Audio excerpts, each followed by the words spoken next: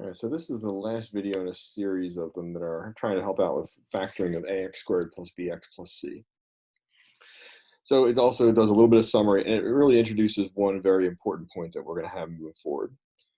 So first of all, our goal is to give more experience with that observation that helps us factoring ax squared plus bx plus c. And that observation that I'm talking about, I'll point out when we get to that again.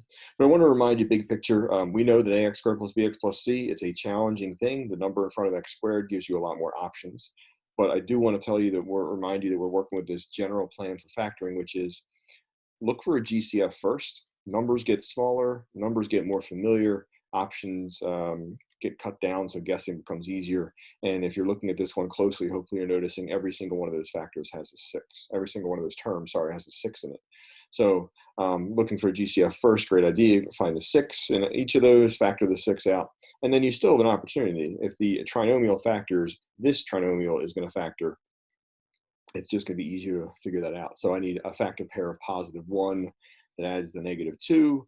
And 1 is not a very robust number. So 1 times 1 is about all we have. And that's going to work because 1 times 1 gets you 1. And -1 plus a -1 gets you -2. So indeed it does factor. Okay.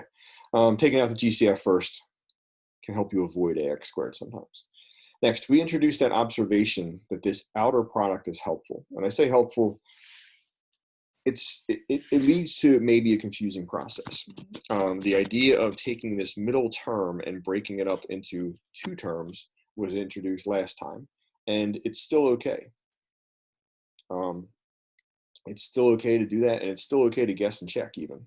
So if guess and check is still your comfort zone, and you want to start trying to break up the 6D a certain way, and then think about how you can break up the 12, and you can throw those into this latter part of each of those parentheses, you could do that. I would like to remind you that when we were guessing and checking, this idea that there's no GCF in this problem, which I hope that you've noticed by now, that also helped us with our guessing, because this was a bad guess, if you remember. We would not find a factor that has a common factor if the original doesn't have a common factor. So that would have been a bad guess.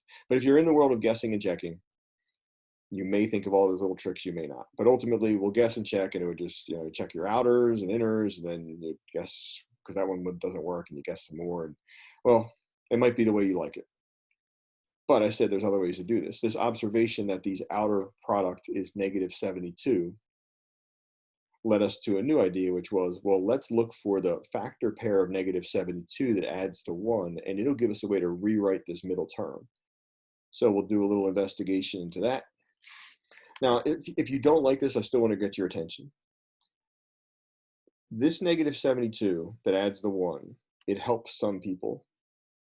It should help everybody, though, to know the following. If there are 2 numbers that multiply to -72 and add to +1, if they exist, then this thing does factor.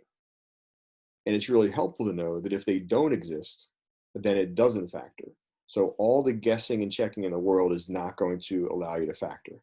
All the clever breaking this term up into 2 terms is not going to help you. If you can't find 2 numbers that multiply to -72 and add to +1, this is a prime trinomial. That's going to be important later on, but for now, let's see what happens, because I think this one we can do it. -72, the factor pairs, let's start with 1 and 72, and let's think about the signs real fast. If they multiply to a negative, you're going to have 1 positive, 1 negative. So when you add them together, you're going to get some sort of 71. Not a 1, okay. 2 and 36. No, they would add to 32. Let's see, I wonder if 3 is a factor of this. If 3 is a factor of 36, then it's certainly a factor of 72. So I should break 3 and 24 if we do a little bit of thinking.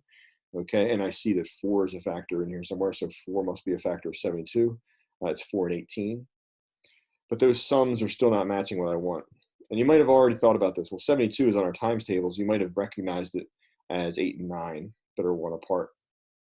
Okay, so what we saw in the last video was that we would take that 1D and we would break this 1D up using this information. It's going to be some kind of 8 and some kind of 9. Those were the outer and inner products. And in the last lesson, we broke it up like this. And in the last lesson, we went about with grouping. And if you didn't like that, then this video needs to bring you something new. And hopefully it will. Here's a new third final optional idea.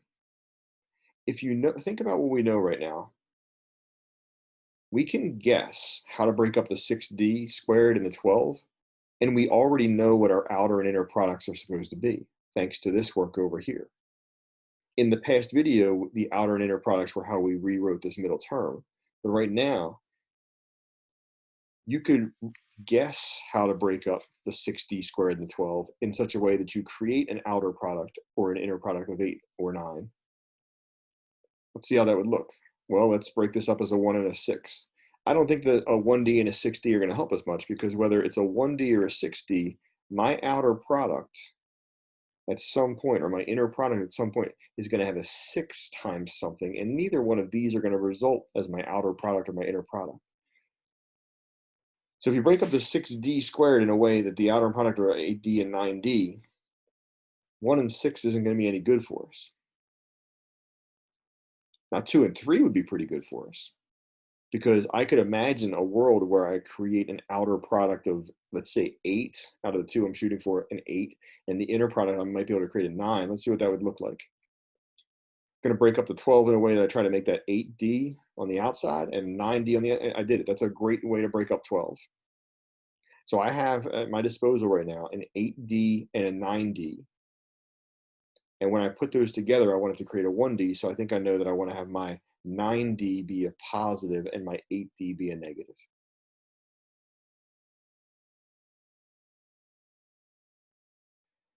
So you've seen a lot of ways to attack factoring with a number in front. To summarize, the first thing you do is you try to take out a GCF, because maybe that number is not a problem.